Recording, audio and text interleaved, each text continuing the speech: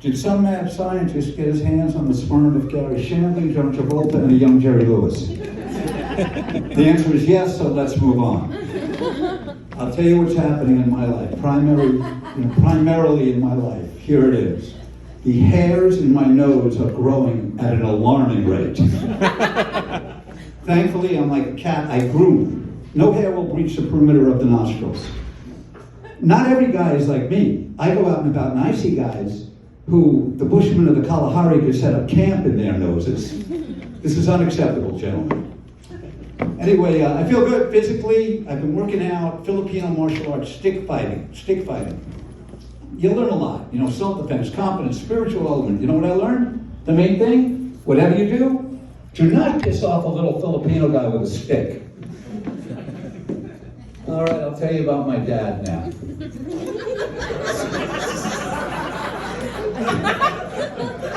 My dad was Depression era, Puritan work ethic guy. I refer to him as a scream Peter.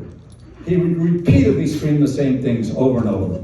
He'd get in my face and he'd scream, work hard and sacrifice, work hard and sacrifice, work hard and sacrifice. And I'd look up at him and I'd say, I'm 2. Can I just work on the potty training right now? But he was relentless, so consequently, as I grew into adulthood, I became a lazy bastard. Not so lazy that I don't pay attention to the ever rapidly growing hairs in my nose.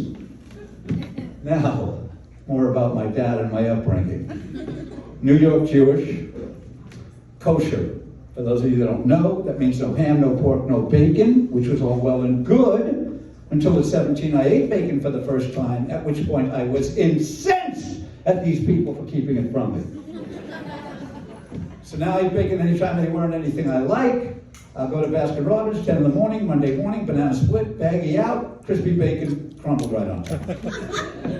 And, if God's going to smite me, he's going to smite me, I'm eating my bacon. Speaking of New York, I was remembering New York Post has some wild headlines. And I was remembering one from a few years back. There was an incident on a subway, 4 Swedish cops on vacation, crazy guy with a knife. The Swedish cops subdue the guy, no harm, no foul. Nobody gets hurt, nobody gets stabbed, they don't beat the guy to a pulp, everything good. The next day, New York Post headline, 4 alarmingly handsome Swedish cops saved the day. And to this day, all my friends know, when I go at my memorial service, they damn well better get up. They can say whatever they want, but they better finish with one thing about Howie. He was an alarmingly handsome man. We can all have our delusions, right? Speaking of my memorial service, I know how I want my demise to go. I do. I want it to be memorable. So I'm thinking I want to be online at Trader Joe's, at Whole Foods, at Amazon Fresh, at Ralph's, at CVS, at Costco, wherever. I want to feel the aneurysm about to burst. I want to feel the massive coronary coming on. Turn around to the person behind me and say, you know what? I think I'm done. And then just collapse.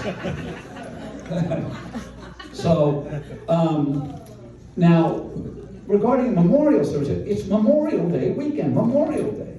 And I have one great regret in this life, that I never served in the United States military. But you know what? They wouldn't have wanted me there. Certainly not in Iraq, in the Iraqi desert, because if I'd have been with my brothers in arms in the Iraqi desert in 120-degree heat with 60 pounds on my back, bullets whizzing by, mortars going off. Above everything else, my brothers in arms would hear me whining and complaining like this. It's so fucking hot. Can't we just wrestle these guys in an air-conditioned gym?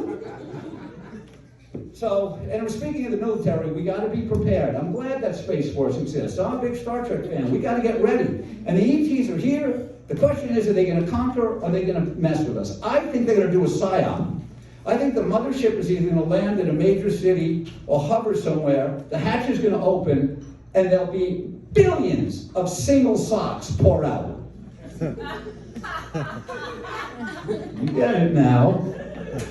I'm highly intelligent, so anyway, let the aliens come. I say, E.T., bring it right here to L.A. You know why? The same thing will happen for them that happens to everyone else that comes here. It'll just be a matter of time before their hopes and dreams are crushed and shattered also. Thank you. It's been a great honor.